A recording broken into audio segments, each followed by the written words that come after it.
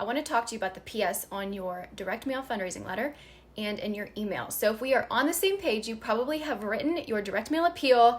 It might already be to the printer, or it will be soon. So if you've already sent it and you learned something and you're like, oh man, I didn't do that right, that's okay, we have emails still. Professor Siegfried Vogel, he did a lot of research in the 70s and 80s. He's one of the best old school researchers in direct mail. He found that 90% of people read the PS before they read the letter. And then we have Kate Goldstone, who has said that around 70 on the high 70% of people read the PS before the letter. And so we have confirmation across the decades, people read the PS before they read the letter. I want to show you some eye tracking studies.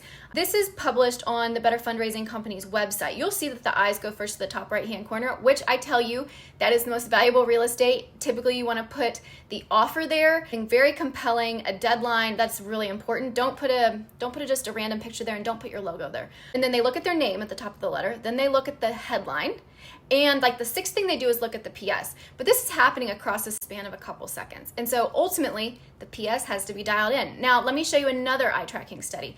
This one was published in Dr. Siegfried Vogel's his book. You'll see, again, top right-hand corner, then the name at the top. Then he actually shows that they look at the signature third, and then they go to the PS. And then they go to the first paragraph. So again, more confirmation. Let me tell you about email. So email, most of the eye tracking studies in email, I'm going to show you what they look like. They kind of go in an F. So they're going to read their name and go across, and then they'll go down. I was trying to get you a study where they actually looked at PSs, but I couldn't find any. So there's the F pattern. There's also a Z pattern, which is just like the F, except instead of going down, there's a slash. I'll also just have scattered plots. So ultimately, your emails need to be scannable, readable, big font. Don't use a colored background and use white on top of the colored background in your emails. Same with print. Across the board, I would use a PS in email. I would use a PS in direct mail. That's still the recommendation. So what do you put in your PS? Well, ultimately, let me tell you what not to do. Don't use jargon. Don't use internal language that you use at your org, but that other people don't quickly know what it means. So don't use jargon. Don't write at a very scholastic. Don't write at a scholastic writing level. Don't write like you're in like an educational setting. Write at a 4th to 6th grade reading level. Don't introduce new ideas. So please don't spend your entire appeal talking about how to give a kid a backpack that's stuffed with supplies, and then in your PS say, hey, give a kid a backpack stuffed with supplies. Would you also sign up for our newsletter? No new ideas. Also, no new language. So let's say again, the call to action was help stuff a backpack for a kid. When you get to the PS and you talk about stuffing a backpack for a kid, talk about stuffing the backpack. Don't talk about helping them have a lunch too. Also, I want to say, don't use pronouns. Don't refer to he, she, they, we. Actually, don't ever say we if you can help it, because it doesn't sound one-to-one. You want to sound from one person to one person. But don't use pronouns, because the skimmer doesn't know who he is. So make it a complete thought. You cannot have the PS need to lean on the letter itself. You want that to be a standalone idea. All right. So what should a PS be? Okay, in a year-end letter, it should do a couple things. It should summarize the offer. It should reiterate the offer. What are you asking for? So restate the offer. Make sure you've added in a deadline for urgency. So urgency must be there, and the deadline is what I would say at year-end you need to pull in as that urgency. But another example might be a child who needs your help now. If we don't help them, this will happen. Don't say children waiting on you. One child. Speak in singulars. So yeah, you would urgency, reiterate the offer. Stein, who's done a lot of work in the direct mail space, he says personalizing the PS always provides a lift for him. So you could personalize it with the person's name. And then make sure you ask. Don't say, would you consider giving a gift? And don't assume that because you put the offer there, they're going to go give. You have got to ask, donor, would you please give a gift to, and then list the offer. In a year-end email, you're going to be doing the same exact thing. You're going to call to action, urgency, reiterate the offer, personalize if possible, and keep it short. Literally make it 2 to 3 lines. That's it. Now, here's a question I've always had. How do I do the PS? Is it geez, my gosh, I can't even get my symbols right. Is it P.S. or is it PS, or is it P.S. colon, or is it PPS? I mean, what is it? So you can do it however you'd like. That's the good news. Best news about direct mail. If you mess it up, it's okay. You'll probably get a lift in response rates. I'm trained as a nurse. If I mess up, I kill someone. There's a lot of pressure there. But if you're a fundraiser, let's say you mess up the PS and you do PPPS and it doesn't make any sense, that's fine. People are going to look longer and there's a higher chance they're going to give. So if you make a mistake, it is all good. Tell your executive director you did it on purpose, and that's why you have an increased response rate. So now let's work through some real PSs. So I'm going to read you one.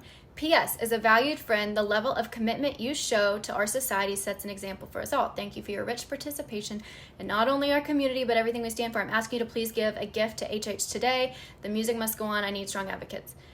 There are some problems in here, and I'm curious if you see them. It's too long. It's hard to read. The sentences are very long. They're saying their entire name. I already know who it's from. So you don't need to reiterate your business name or company name. It just confuses. It adds more words to a mix that doesn't need it. Simplicity is your best friend. So, and then they use HH as if the reader knows that stands for what their name is. They also use words like advocates, commitment. This is very figurative as well, and he's thanking me the entire time. So if I bounce a moment too soon, I'm not going to see that he's asking. I'm going to try to rework this with you on the fly. Let's just say, okay, so it's about music. This is a music nonprofit. So let's just say they give lessons to kids. So I might say something like, Dear Danielle, would you please send in a gift to give one child the violin lessons they need? It's urgent you send in your gift today so that no child is left behind. Please donate now. Is that good? I don't like it. I don't like it, but ultimately I've asked them to give now. I've told them it's urgent. They give before a date. I've told them what their gift will do. And there should be continuity across the PS, the headline on your reply device, the offer. There should be continuity across. So that appeal would have been asking for a donor to give X amount to provide 1 hour of violin lessons to a child. What happens when a child gets violin lessons? Well, a child who's insecure suddenly realizes that they have talent. They suddenly get confidence. They feel brave. They feel like they have something to offer the world. I mean, you get it. So that's one PS. Let's talk about another one. Your support today. Oh, I've been standing on my legs for so long. Okay. I shouldn't just lock out my knees like that. Okay, so your support today is vitally important as we're preparing to assist even more of our neighbors, friends, and family during these uncertain and fluid times. Your gift will remind a neighbor facing a dire need they're not alone, that someone cares. Thank you. This one is better. What's good in this PS? Well, they talk about one neighbor. They also say that your gift will remind a neighbor that they're not alone, someone cares. That's good. You could also use that in the body copy. It's kind of the offer, but what you would kind of want to do, and support is vague. It could be emotional. It could be prayer. So honestly, they should just say, would you please give a gift today to help a neighbor without electricity and food? Your gift will remind them that they're not alone and will give them the help they need. Please act now. See what I'm saying? Now, between me and you, I pulled this from a blog of a nonprofit direct mail consultancy. So I'm humbly offering my critique of this consultancy's PSs. And theirs sound way better than mine. I totally agree. Theirs sound very nice. They sound very good and lovely and enjoyable. The goal is not to be lovely or enjoyable. The goal is to get a gift. And then after that, you can write them lovely thank you letters, and you can use nice language in there. It's easier to thank than it is to get a gift. So those are my critiques there. So anyways, if you have a PS you've written and you want a second set of eyes, you could always email me directly or DM, or you could put it in the comments. That would be very brave, but that would be a great way to get help from all the experts. So I would love to hear from you. Do you have any thoughts for me? The PS, it's normally done flippantly, kind of like the subject line of an email, but it's really important because, again, like up to 90% of people read the PS before the body of the email.